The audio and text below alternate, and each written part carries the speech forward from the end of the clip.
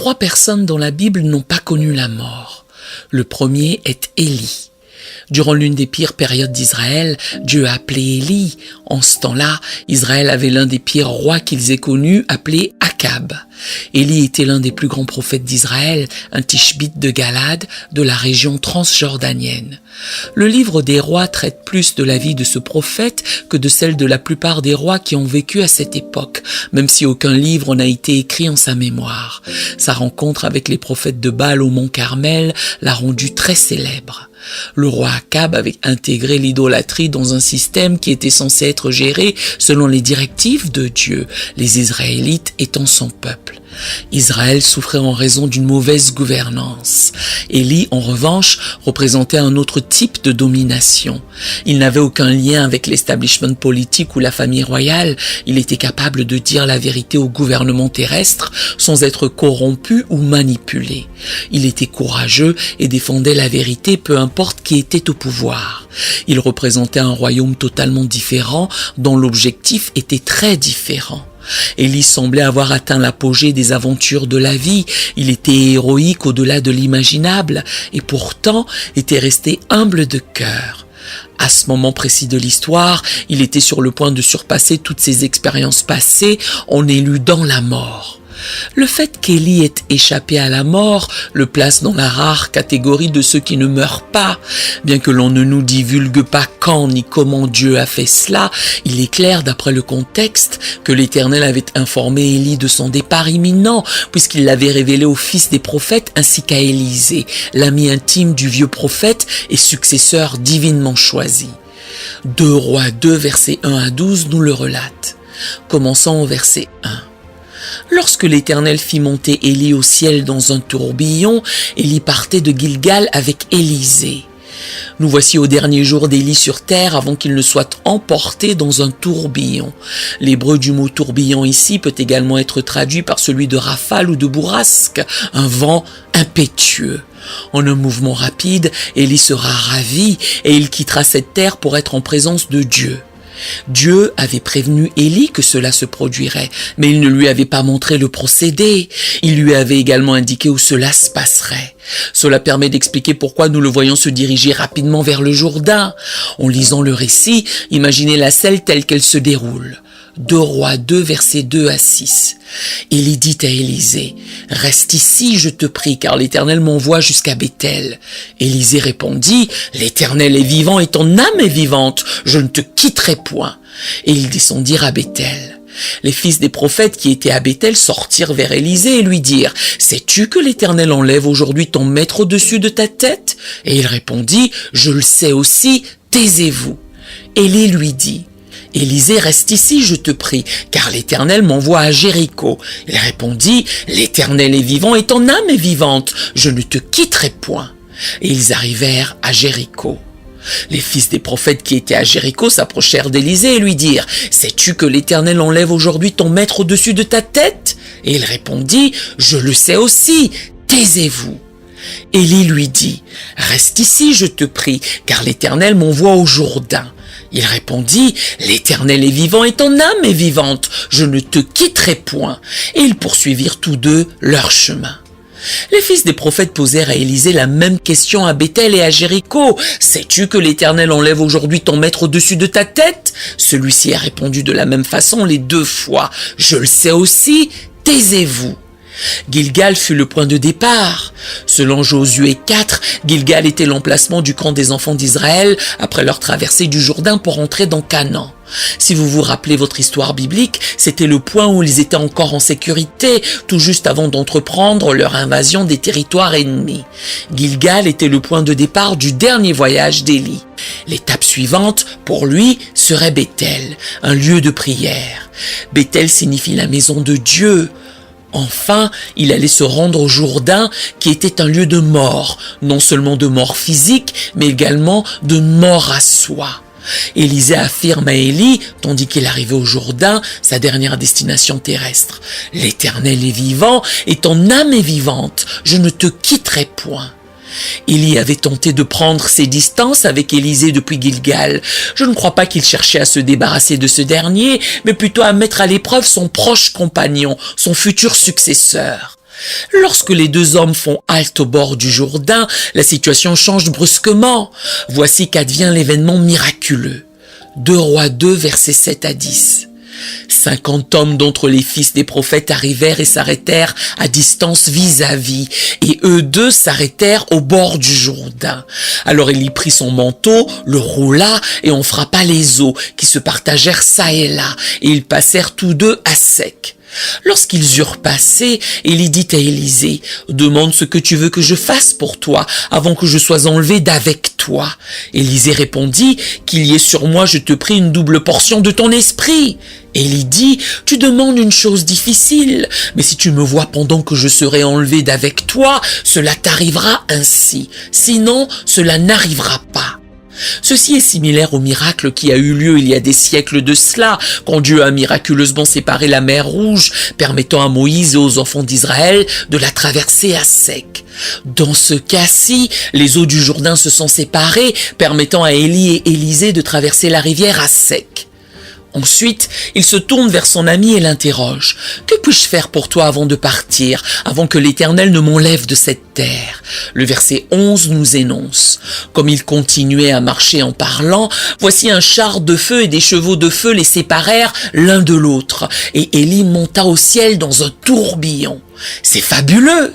Ils cheminaient ensemble et bavardaient. Élie ne prêchait ni ne prophétisait à ce moment-là. C'était juste deux amis proches qui se baladaient et discutaient. Un char et des chevaux de feu sont apparus et Élie est monté au ciel dans un tourbillon, nous narre la Bible. Cela a dû être un moment incroyable. En un clin d'œil, il est monté au ciel dans un tourbillon, en une fraction de seconde. Versets 12 à 15. Élisée regardait et criait « Mon père, char d'Israël et sa cavalerie !» Et il ne le vit plus. Saisissant alors ses vêtements, il les déchira en 2 morceaux et il releva le manteau qu'Élie avait laissé tomber. Puis, il retourna et s'arrêta au bord du Jourdain. Il prit le manteau qu'Élie avait laissé tomber et on frappa les eaux et dit « Où est l'Éternel, le Dieu d'Élie ?» Lui aussi, il frappa les eaux qui se partagèrent çà et là et Élisée passa. Les fils des prophètes qui étaient à Jéricho, vis-à-vis, l'ayant vu, dirent « L'esprit d'Élie repose sur Élisée. » Et ils allèrent à sa rencontre et se prosternèrent contre terre devant lui.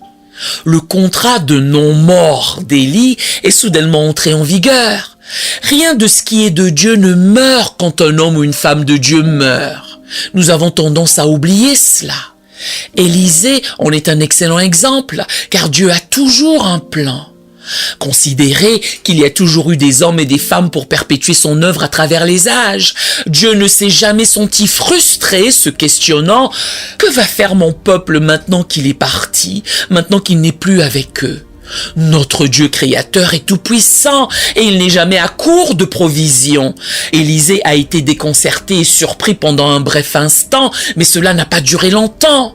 Il s'est baissé et a ramassé le manteau du prophète en se rappelant les paroles d'Élie. Il a retraversé le Jourdain en revendiquant le pouvoir qui était désormais sien et a entamé son propre ministère prophétique à partir de ce moment-là. Le plan de Dieu ne faillit jamais. Départ d'Élie, entrée d'Élisée. Le deuxième est Hénoch. La première fois qu'on entend parler de lui est dans le chapitre 5 de Genèse. Genèse 4, verset 17 nous fait part d'un autre Hénoch qui fut fils de Caïn. Ce n'est pas celui auquel nous faisons allusion ici. Prenons Genèse 5, verset 21. Hénoch, âgé de 65 ans, engendra Métuséla. D'après notre connaissance de la Bible, nous savons que son fils Métuséla fut le doyen des habitants de la terre, comme le rapportent les Écritures. Lorsque nous étudions les généalogies dans la Bible, nous découvrons qu'Hénoch était l'arrière-grand-père de Noé. Jude verset 14. C'est aussi pour eux qu'Hénoch, le 7e depuis Adam, a prophétisé en ces termes. « Voici, le Seigneur est venu avec ses saintes myriades. » Jude soutient qu'Hénoch a annoncé le jugement à venir de l'Éternel contre eux. C'est un homme qui a marché avec Dieu au milieu de la décadence morale de l'époque de Noé et qui a prédit le jugement à venir à une époque où la plupart de ses homologues n'avaient que le registre de leur naissance et ceux des enfants qu'ils avaient mis au monde. Enoch est comme une bouffée d'air frais. Il est présenté comme les autres, mais son témoignage attire les regards. La description de sa vie est courte, mais elle est dense et considérable. Elle indique que la pureté de sa marche avec Dieu fut la raison pour laquelle Dieu le prit. Sa vie a fourni un modèle à tant de gens à travers les différentes générations, car elle nous enseigne à vivre pour l'audience d'un seul. Il nous apprend à rechercher passionnément une communion et un partenariat intime avec Dieu, sachant que ce faisant, nous ferons l'expérience de Dieu dans une dimension nouvelle. Genèse 5, versets 18 à 24, version Bible amplifiée. Jéred, âgé de 162 ans, engendra Enoch. Jéred vécut après la naissance d'Enoch 800 ans, et il engendra des fils et des filles. Tous les jours de Jéred fut de 962 ans. Puis il mourut. Enoch, âgé de 65 ans, engendra Méthusélah. Enoch marcha en communion permanente avec Dieu 300 ans après la naissance de Méthusélah, et il y eut d'autres fils et filles. Ainsi, tous les jours d'Enoch furent de 365 ans, et dans la crainte respectueuse et l'obéissance, Enoch marcha avec Dieu, et il ne fut plus trouvé parmi les hommes, car Dieu le prit pour être avec lui. Le cas d'Enoch est le premier enlèvement documenté, car Dieu l'a tout bonnement pris. La communion avec Dieu était sans doute si intense que sa présence l'a tout simplement enveloppé et emporté. Le livre d'Hébreux évoque le cas de cet homme dont le monde ne fut pas digne. Hébreux 11, versets 5 à 6, traduction Bible amplifiée. C'est par une foi qui fut agréable à Dieu qu'Enoch fut enlevé et emmené au ciel pour qu'il ne vît point la mort et qu'il ne parut plus parce que Dieu l'avait enlevé. Car avant son enlèvement, il avait reçu le témoignage, conservé jusqu'à nos jours, qu'il avait marché avec Dieu et lui était agréable. Or, sans la foi, il est impossible de marcher avec Dieu et de lui être agréable, car il faut que celui qui s'approche de Dieu croie impérativement que Dieu existe et qu'il est le rémunérateur de ceux qui le cherchent avec ardeur et ténacité. C'est un grand réconfort de savoir que Dieu préparera toujours suffisamment et abondamment pour les siens et veillera tendrement sur nous jusqu'à ce que nous nous épanouissions de toutes les manières miraculeuses possibles. 2 Chroniques 16, verset 9. Car l'Éternel étend ses regards sur toute la terre pour soutenir ceux dont le cœur est tout entier à lui. Ainsi, le Père nous a prodigué sa bonté afin de nous voir grandir, et ce qu'il attend réellement de nous est une réponse honnête et sans détour à l'amour qu'il nous donne. Mais l'heure vient, et elle est déjà venue, où les vrais adorateurs adoreront le Père en esprit, du fond du cœur et de l'intérieur, et en vérité, car ce sont là les adorateurs que le Père demande. Dieu est esprit, source de vie, bien qu'invisible à l'homme, et il faut que ceux qui l'adorent en esprit et en vérité. Jean 4, 23 à 24. Dieu est continuellement à la recherche d'une postérité fidèle et loyale qui vivra sa vie entièrement pour lui. Ce sont les vases dont il peut vraiment se servir et par le biais desquels il peut manifester sa gloire. Enoch, selon l'Écriture, n'a pas partagé le sort d'Adam ni du reste de ses descendants. Il n'est pas mort. Enoch est pris comme exemple de l'enlèvement dans le Nouveau Testament. L'un des objectifs de son enlèvement est de souligner la vérité des Écritures, à savoir qu'il existe une rédemption ultime pour tous ceux d'entre nous qui ont placé leur foi en Dieu. Même si la grande majorité des croyants mourront physiquement, l'exemple d'Enoch donne aux croyants l'espérance qu'ils finiront par triompher de la mort.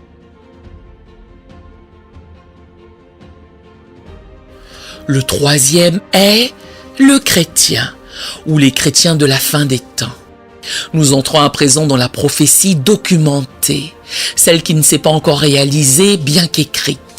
Bien que nombre d'entre nous, voire tous, ne connaissant pas l'heure exacte du retour de Jésus, connaîtront les affres de la mort, les chrétiens de la fin des temps connaîtront tous un enlèvement.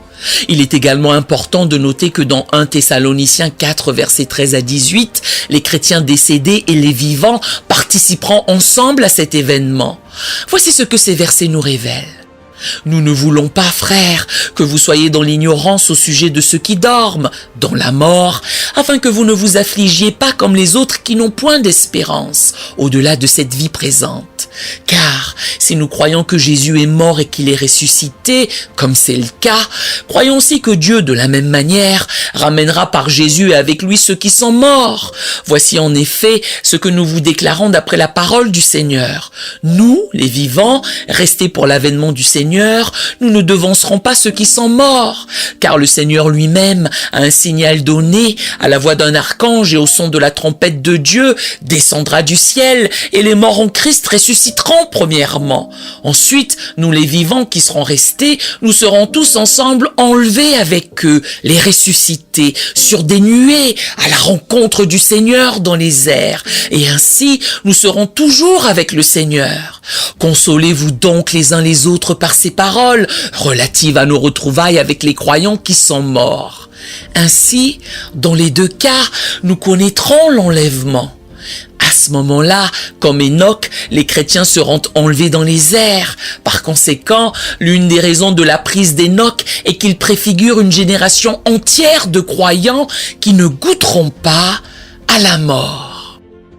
Nous aimerions vous donner l'opportunité de faire de Jésus le Seigneur de votre vie. Voulez-vous bien prier avec moi? Dites: Seigneur Jésus, je me repens de mes péchés. Viens dans mon cœur. Je fais de toi mon Seigneur et Sauveur. Et merci Seigneur pour le baptême du Saint-Esprit en moi. Dans le nom de Jésus. Par cette simple prière, nous croyons que le Saint-Esprit vous conduit sur le chemin de la nouvelle naissance. Allez dans une bonne église qui est basée sur la Bible. Donnez à Dieu la première place. Nous espérons de tout cœur que ce message vous encouragera. Si vous connaissez quelqu'un qui puisse être encouragé, s'il vous plaît, envoyez-le lui. Édifions le corps de Christ ensemble. Nous publions un nouveau message chaque lundi et un message court chaque jeudi, ainsi qu'une prière d'intercession 2 fois par mois. Appuyez sur la cloche des notifications pour vous le rappeler. Merci infiniment de nous soutenir en vous abonnant à notre chaîne. Que Dieu vous bénisse merveilleusement.